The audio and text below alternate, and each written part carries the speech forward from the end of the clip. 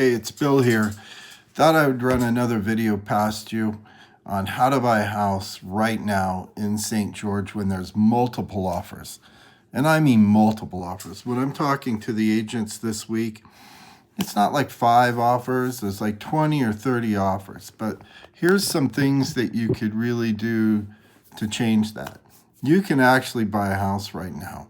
What's happened is 3 things. One is the prices are going, nobody wants to talk about this, but I get the daily listings from St. George. 2 are up and about 4 are down. So what's happened is people are trying to market at 50 to 100 grand more than their house is really worth. They're not getting the offers they want. So now they're lowering the price to become more reasonable. Everybody's getting smart, even the Californians on this one, that let's just not outbid somebody to have something. If you're patient, the right house will come along. And let me tell you what I'm talking about. Sometimes people make the mistake, it's 2 things. One is people make mistakes on listing houses on the weekend. So a lot of us play around, especially in the springtime. Here in Salt Lake, we're going to have a real warm weekend. So not watching the website for releases, a weekend could be a good time to throw in or sneak in an offer. There was a really, really nice house that in Coral Canyon in the St. George area that went with 1 offer. Nobody had a backup offer on it, and the thing had a pool. It was reasonably priced, but no backup. So you could have outbid the first one or had put in a backup, had a real nice house. I think it was $550 or $650. It was reasonable for what you got. It was kind of in an interesting area, pretty close to the freeway. Wouldn't be my pick, but no offers. There were no backup offers on it because of the timing. So another thing people look at, if the house is really nice, they won't make a bid on it because they'll figure there's a million bids. There's a brand new house they got listed, real reasonable for the square footage. It's like $150 a square foot. Really nice. It was probably a former model home.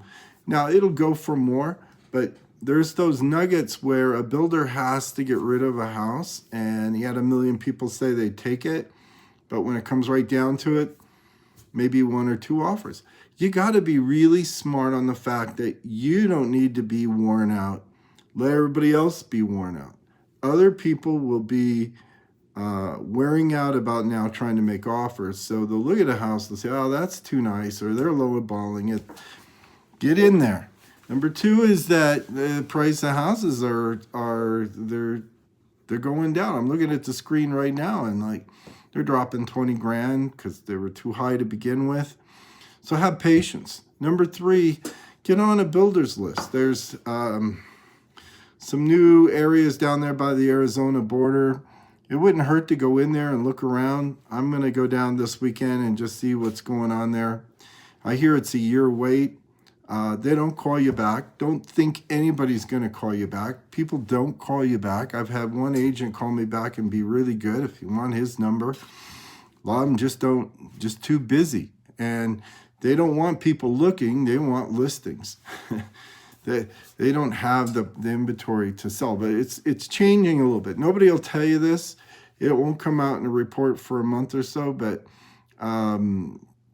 they've kind of, I believe, hit a ceiling. Nobody's going to pay over 300 square foot for a house, and they may go for 300, but you ain't going for 400 or 500. Forget that. So keep your chin up, keep looking, get a good agent.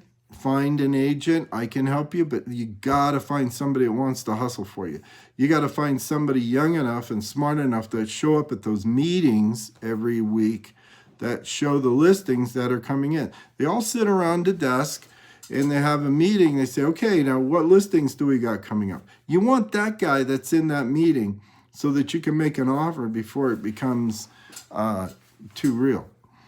The second thing that I found out from this little agent that I'm working with, and this is a cool guy. I may interview him because this guy's pretty sharp. A lot of for sale by owner There's people out there that think, I don't want an agent. I don't need an agent. I'm going to list it and keep the 6%. So they do. The problem is they list it way under market value. So here you got a guy who thinks his house is worth $500,000 or $600,000. It's really worth $700,000 or $650,000, and he is listed at 50 grand under because he's going to keep all the agency fees. What does he know? He just got screwed out of 50 to 100 grand. So there's a lot of that, some of that going on. And you want to look on Facebook and you want to look for sale by owner and KSL. There's a whole list I can give you if you want to click and subscribe. But there's just a lot of different things to do and not give up. And why do you don't want to give up on St. George's? I think when the recession hits, or when the bubble bursts, or whatever happens, there's enough Californians that'll keep threading through St. George that I don't think the bubble's going to burst as much as it will in other areas that don't have that feed of people that are retiring with millions from their home. So it's still good to watch. You don't want to overpay. The surrounding areas are phenomenal. I know every neighborhood there. So if you're curious about a neighborhood, email me. I email you or talk. I had a guy call me and he's listing his house up by Snow Canyon. If you want to live up there for just under $500,000, he's in a private little neighborhood across the street from a pool. He's got a good deal going. They are little secret nuggets of success that you can find. You just gotta not give up. We give up. We look at it and we say, I surrender. I'm bidding on, and the agent calls me back and says, well, there was 30 bids, and you just got to be smart. Like, look at stuff people aren't looking at. And that $8 to $1 million stuff, I don't think it's moving as fast. I think it's the 3 to 6 that we're all getting killed on. So put down some comments, click and subscribe.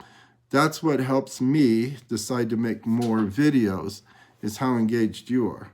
And don't not consider building a house if you're a year out. I think it's still going to be a bargain when the supplies start getting more reasonable.